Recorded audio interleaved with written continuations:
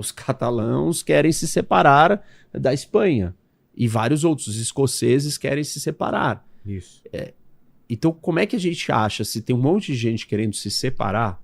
Aliás, dá até para fazer uma analogia, né? Nunca nós tivemos tantos divórcios no mundo.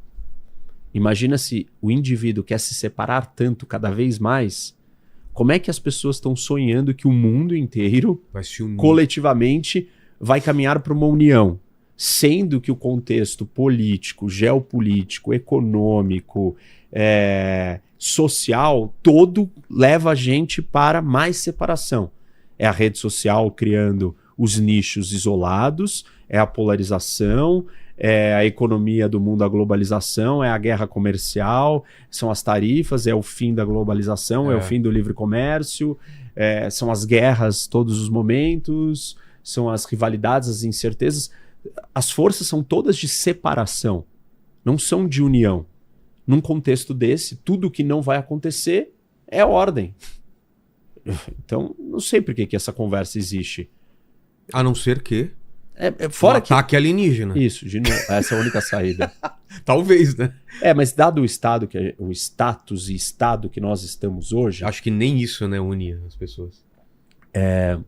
Certamente, um grupo de humanos iria trair os outros humanos para ganhar uma vantagem com os alienígenas. Com certeza. E iriam se associar aos alienígenas. E aí, a possibilidade de um grupo de humanos fazer isso faria com que outros grupos pensassem: é melhor eu fazer antes, porque senão eu vou me dar mal. Então é melhor eu chegar primeiro. Teoria dos jogos. Isso, e oferecer alguma coisa para esses alienígenas e falar que eu tô do lado deles, para que eu me dê bem antes que o outro se dê bem. Pois é. Não tem solução. Manda aí, Bigode. Tem aqui mais 2 perguntas. A próxima delas é do Jox John. Ele falou: se os 3 queriam realmente a guerra, o que o Irã ganharia com a guerra? O Rock já explicou. O que o Irã ganharia com a guerra? Ele estaria na numa mesa posição de de negociação. barganha. Ele teria uma posição de barganha melhor, porque ele tem algo a oferecer. Hoje ele não tem nada a oferecer. O que os Estados Unidos quer? Não enriqueça mais urânio e não construa mísseis, um arsenal balístico. O Irã não quer nem deixar de fazer um nem o outro. Depois da guerra, ele vai falar assim: olha, eu paro a guerra. Ele está contando com a opinião pública também. Eu abro o Estreito de Hormuz. Ele vai falar um monte de coisas que não eram opções. Vai falar, eu paro com a guerra. Todo mundo vai... Daí? Então, a guerra traz o Irã para uma posição de barganha melhor em relação aos Estados Unidos e os objetivos do Irã. Vamos falar do Estreito de Hormuz? Coloca lá na tela o mapa. Estrategicamente... o Rubio acabou de dizer que... Ele está alertando o Irã, né? Que os ataques mais pesados nem começaram. Dos Estados Unidos. Porque realmente, né? Foi 2 dias. São coisas pontuais, né? E o que o Irã pode fazer com esse estreito e o que os Estados Unidos... Ele está fazendo. Já está fazendo? Tá. Ele está parcialmente obstruindo o estreito. Como que faz isso? Ele ataca um ou outro, não legalmente, mas agora parece que a notícia veio que legalmente, hoje ele declarou, tá até vendo aqui,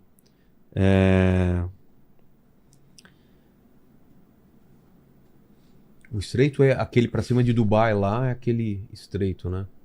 Aquela curvinha. Isso. Peraí que eu queria ver aqui qual que foi a notícia exatamente. Então, ele pode explodir ou fazer alguma coisa? Não, ele pode fazer um soft closing. Que é? Que é tipo assim, ele vai lá e fala: eu vou atacar qualquer navio que vai passar aqui. Quer arriscar? Tenta aí. Aí o que acontece com o preço do seguro?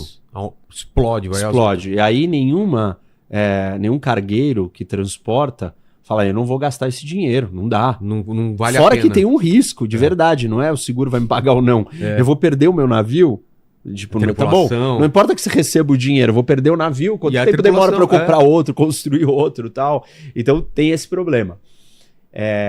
Tem uma outra coisa acontecendo. Todos os GPS da região não estão funcionando direito. Por quê? Porque é uma guerra. E no meio da guerra, Ah. você tem todos os equipamentos de jamming eletrônicos. Atrapalhar o inimigo, né? Isso.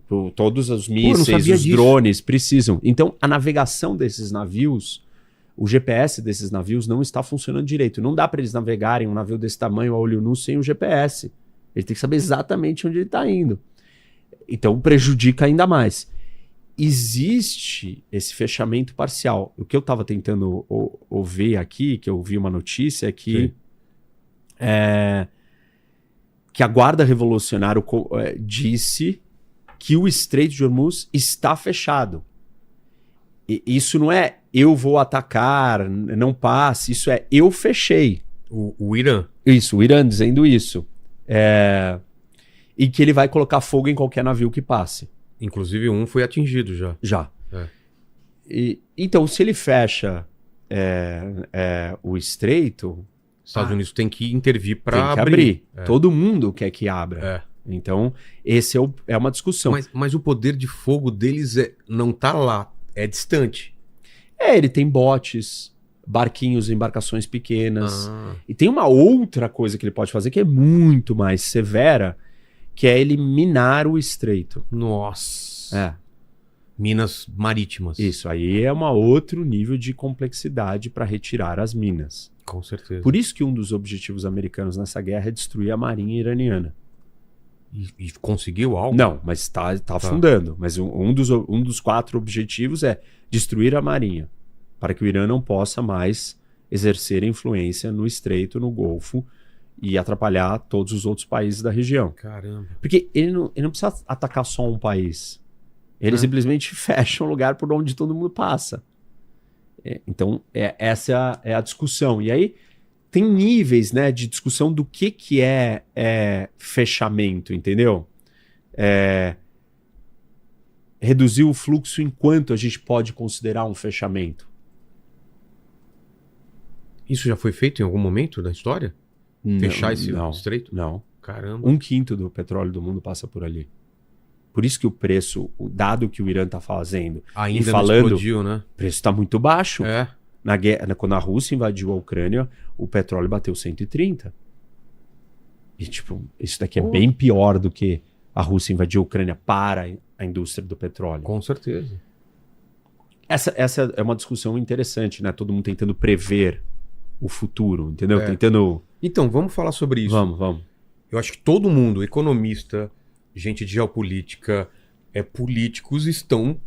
Inclusive o Brasil, tá falando, o que eu posso ganhar ou perder com essa guerra? E a gente, como pessoa física ou jurídica, também preocupado. Para onde a gente vê isso daí? É muito recente ou existe algum tipo de previsão baseado em alguns dados? Tem gente que estuda isso? Como que é?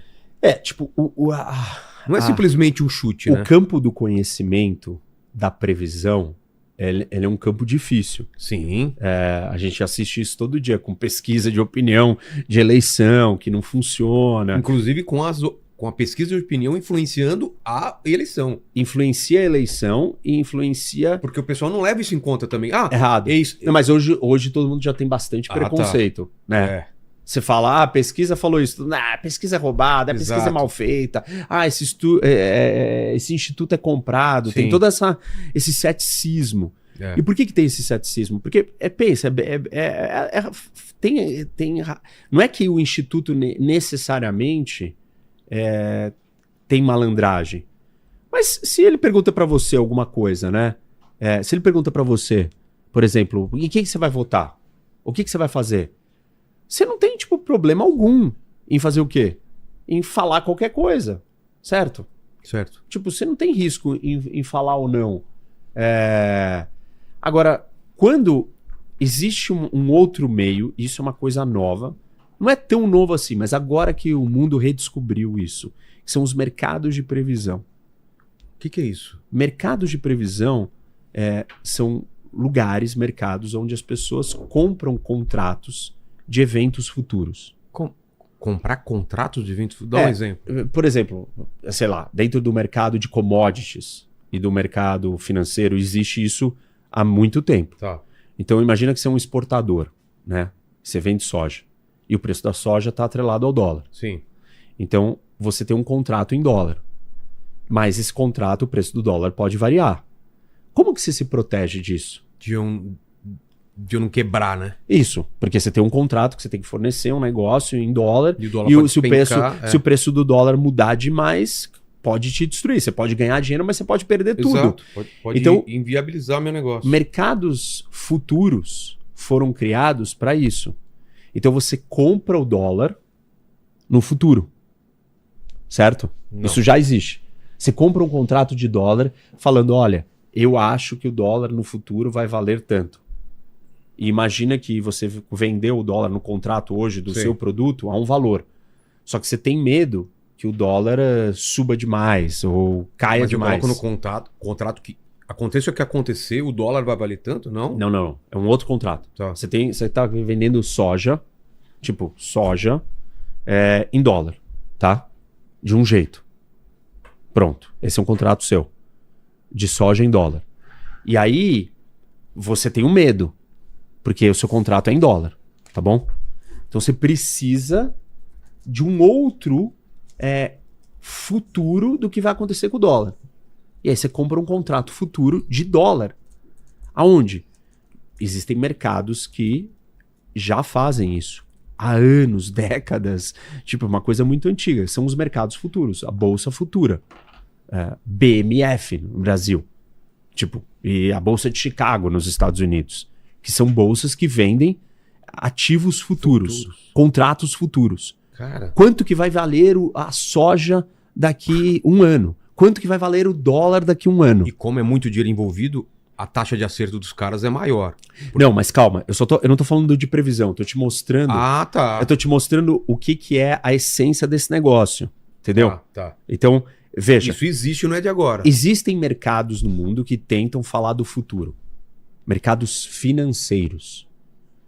Eles não estão tentando prever, mas você está comprando um contrato de um valor no futuro daquele negócio que vai afetar o seu negócio. Certo. Por que você faz isso? Para se proteger. Então, é uma espécie de seguro. Tá. É um hedge. Entendeu? Você compra o dólar lá na frente num preço, ou tal preço, porque você vendeu a tanto em outro preço. E se subir, se você perder dinheiro aqui, você tem o dinheiro que você ganha ali, e aí você compensa as suas perdas e diminui as suas perdas. Então, isso serve como seguro. Isso já existe há muito tempo. Eu É um mercado eu futuro. vou dar um exemplo que eu não sei se é assim. A gente ganha em dólar aqui no YouTube.